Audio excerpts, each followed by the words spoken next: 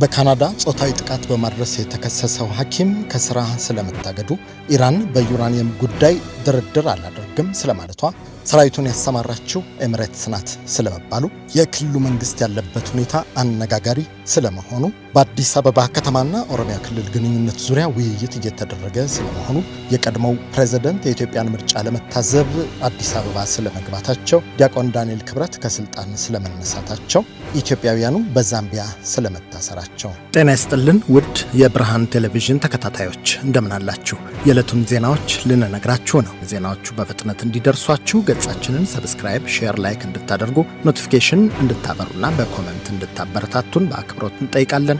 አሁን ወደ ዜናዎቹ እናልፋለን። በካናዳ በጾታዊ ጥቃት በማድረስ የተከሰሰው ሐኪም ከስራ መገለሉ ተሰምቷል። ከ3 የጾታዊ ጥቃት ክሶች ጥፋተኛ ነኝ ብሎ የተናገረው የቀድሞው ዶክተር ዳግመኛ ሕክምና ላለመስጠት መስማማቱን ሲቲቪ ኒውስ ዘግቧል። በብሪቲሽ ኮሎምቢያ አካባቢ ይሰራ ነበር የተባለው ሐኪም ፒተር ክሊንተን ኢንክፔን የሕክምና ፈቃዱን ለመመለስና ከዚህ ወዲያ በጭራሽ ይመለስልኝ ብሎ ላለመጠየቅ ቃል የገባበትን ውል መፈራረሙ ተሰምቷል።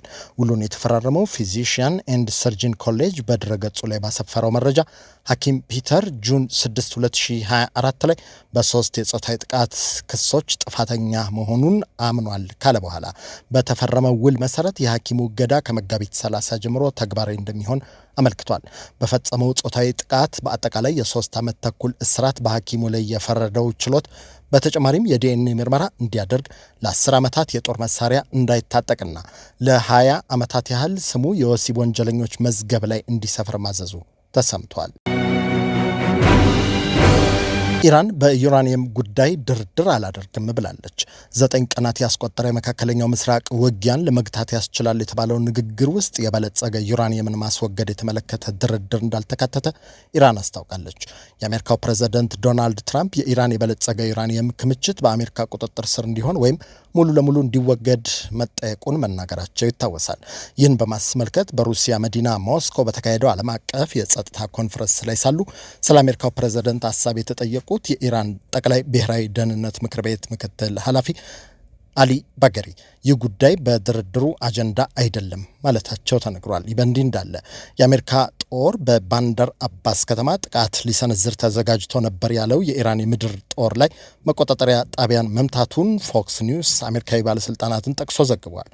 በሆርሙዝ ባህር ላይ ስጋት ደቅነው የነበሩ ሌሎች 4 የኢራን ባለ አንድ አቅጣጫ አጥፊ ድሮኖች መጣላቸውን ጨምሮ የገለጹት ባለስልጣናቱ እነዚህ እርምጃዎች የተመጣጠኑ ሙሉ በሙሉ መከላከያዊ እና የተኩስ አቁም ስምምነቱን ለማስቀጠል የታለሙ ነው ማለታቸው ተነግሯል። ሰራዊቱን ያሰማራችው ኤሚሬትስ ናት ተብሏል። ሁማን ራይትስ ዎች የኮሎምቢያ ተዋጊ ቅጥረኞች ለሱዳኑ ፈጥኖ ደራሽ ኃይል ለመዋጋት የተሰለፉት በተባበሩት አረብ ኤሚሬትስ ተቀጥረው መሆኑን አዲስ ባወጣው የምርመራ ሪፖርት አስታውቋል። ድርጅቱ ኮሎምቢያውያኑ ቅጥረኞች ሱዳን ከመግባታቸው በፊት በኤሚሬቶች ወታደራዊ ጦር ሰፈሮች በኩል እንዳለፉና ስልጠና እንደወሰዱ ማረጋገጡን ገልጿል። ቅጥረኞቹን በመቅጠር የተሳተፈው ግሎባል ሴኩሪቲ ሰርቪስስ ግሩፕ የተባለ ከኤሚሬቶች መንግስት ጋር ግንኙነት ያለው የግል የጸጥታ ኩባንያ ነው ተብሏል።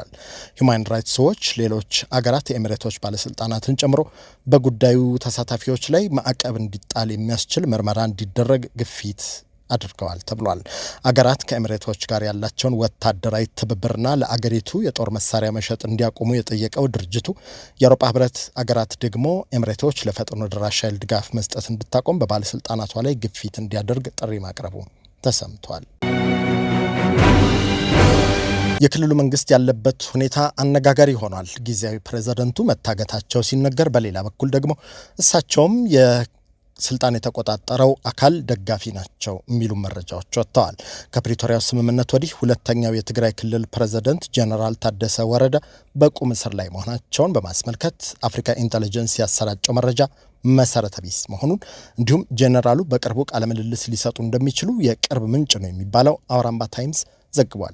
ጀነራሉ የክልሉን ጊዜያዊ መንግስት እየመሩ በነበረበት ወቅት የዶክተር ደብረጽዮን ገብረ ሚካኤል ቡድን ተቃዋሚ ለመምሰል ከረር ያሉ ትችቶችን ቢሰነዝሩም ከህወሓት ቡድን ጋር ተናበው ይሰሩ እንደነበር የሚጠረጥሩ አካላት የህወሓትን እንቅስቃሴ ለመገደብ አስቀድሞ እርምጃ ለመውሰዳቸውን ለዚሁ ማሳያ እንደሆነ በመጥቀስ ሲተቹም ተሰምቷል። ህወሓት የክልሉን መንግስት ዳግም ከተቆጣጠረ በኋላ ባለፈው አንድ ወር ለሚሆን ጊዜ ከአደባባይ የጠፉት ጀነራል ታደሰ ከእይታ የተሰወሩት ወደ አዲስ አበባ እንዳይጓዙና ከፌዴራል መንግስት ባለስልጣናት ጋር እንዳይገናኙ ነው በሚል መታገታቸውን አፍሪካን ኢንተለጀንስ አስነብበዋል። በጀነራል ጻድቃን ገብረትንሳኤና ጌታቸው ረዳ አሰባሳቢነት በአዲስ አበባ ምክር ቤት መመስረቱን ያወሳው የአፍሪካን ኢንተለጀንስ ዘገባ የነ ጀነራል ጻድቃን ምክር ቤት ህወሓትን በአጭር ጊዜ አስወግዶ ክልሉን ለመቆጣጠር ማቀዱን ይፋ ማድረጉን በመጥቀስ ህወሓት ጀነራል ታደሰ ወደ አዲስ አበባ ኮብልለው ከሄዱ ከአዲሱ ምክር ቤት ጋር ይቀላቀላሉ በሚል ስጋት የቁም እስረኛ አድርጓቸዋል ብለዋል። ይህ በእንዲህ እንዳለ ከጀነራሉ ማረጋገጫ ማግኘቱን የጠቀሰው አውራምባ ታይምስ ባሰራጨው ዘገባ የትግራይ ክልል ጊዜያዊ አስተዳደር ፕሬዝዳንት ሌፍተናንት ጀነራል ታደሰ ወረደን በሚመለከት እየተሰራጨ ያለው መረጃ ከእውነት የራቀ ነው ብሏል። ጀነራሉን በሚመለከት እየተነሱ ያሉ ጥያቄዎች ላይ ህዝቡ የጠራ ግንዛቤ እንዲኖረው ለማስቻል በቅርቡ ቃለ ምልልስ ይሰጣሉ ተብሎ እንደሚጠበቅም የዜናው ምንጭ አመልክቷል።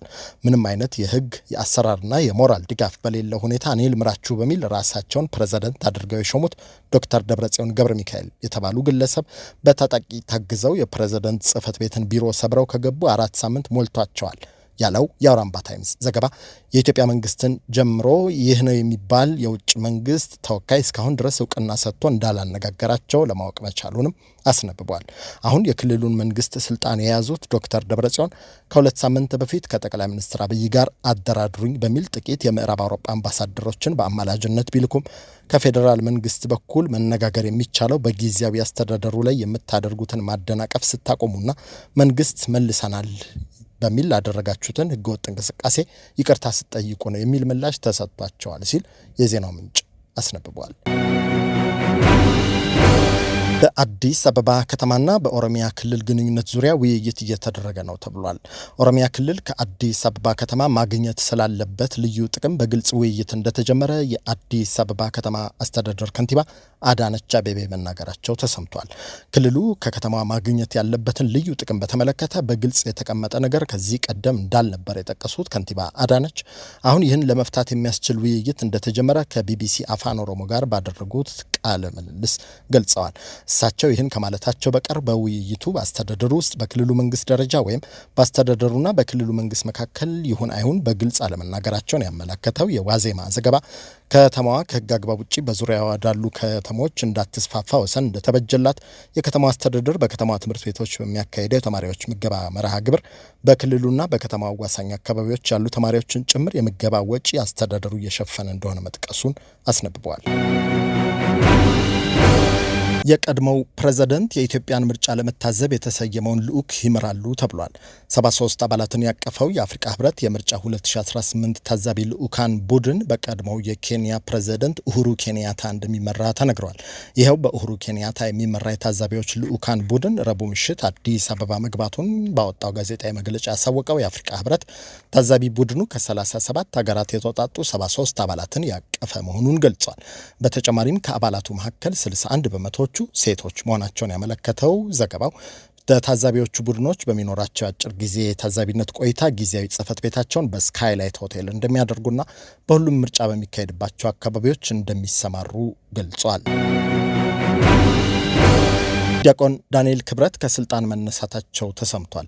የጠቅላይ ሚኒስትሩ አማካሪ እና የቅርብ ሰው ዳንኤል ክብረት ከስልጣን መነሳታቸውን መሰረት ሚዲያ ዘግቧል። ዲያቆን ዳንኤል የፋና ብሮድካስቲንግ ኮርፖሬት የቦርድ ሰብሳቢ የነበሩ ሲሆን ከተነሳባቸው ቅሬታ ሳቢያ ከቦርድ ሰብሳቢነታቸው ተነስተዋል ሲል የዜና ጣቢያው ምንጮቹን ጠቅሶ ዘግቧል። በምትካቸውም የኮሚኒኬሽን ሚኒስትሯ ወይዘሮ ናታለም መለሰ ተተክተዋል። ይህን የስልጣን ሽግሽግ በተመለከተ ከፋና ብሮድካስቲንግ ኮርፖሬሽንም ሆነ ከመንግስት በኩል የተባለ ነገር የለም። ኢትዮጵያውያኑ በዛምቢያ መታሰራቸው ተነግረዋል። የዛምቢያ ኢሚግሬሽን ባለስልጣናት ሉሳካ ከተማ ውስጥ ህጋዊ ሰነድ የላቸውም ያሏቸውን ከ12 እስከ 50 የዕድሜ ክልል ውስጥ ያሉ 25 ኢትዮጵያውያንን ከሰሞኑ በቁጥጥር ስር መዋላቸው ተነግሯል።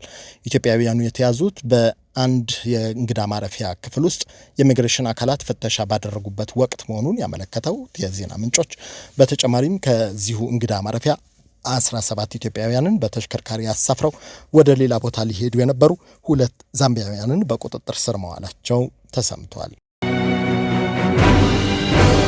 ከብርሃን ቴሌቪዥን የዕለቱን ዜናዎች ነገርናችሁ። ዜናዎቹ በፍጥነት እንዲደርሷችሁ ገጻችንን ሰብስክራይብ፣ ሼር፣ ላይክ እንድታደርጉ ኖቲፊኬሽን እንድታበሩና በኮመንት እንድታበረታቱን በአክብሮት እንጠይቃለን። በቀጣይ ዜናዎች እስክንገናኝ ጤና ይስጥልን።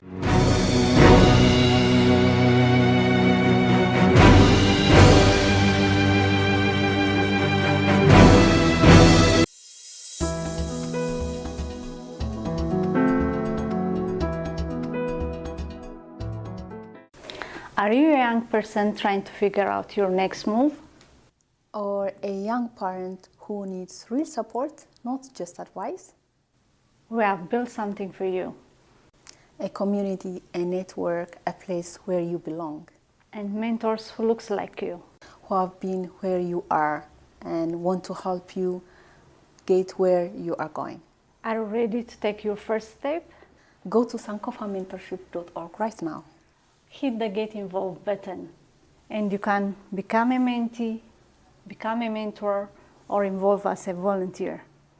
And let's build your future together. See you inside!